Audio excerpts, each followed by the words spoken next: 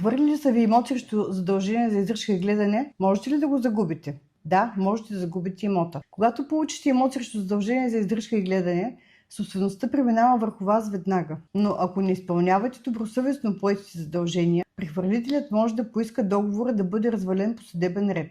Ако съдът уважи иска, имотът се връща обратно в патримониума на прехвърлителя. При влошени отношения съдът може и да преобразува задължението за издръжка и гледане в месечна парична сума.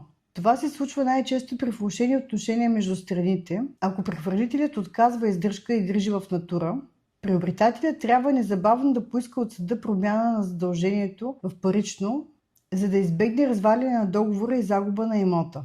Това е договор, който създава сериозни и дългосрочни задължения и не бива да се подценява. За повече информация последвайте ни в нашите социални канали или си запазете час за консултация през нашия уебсайт.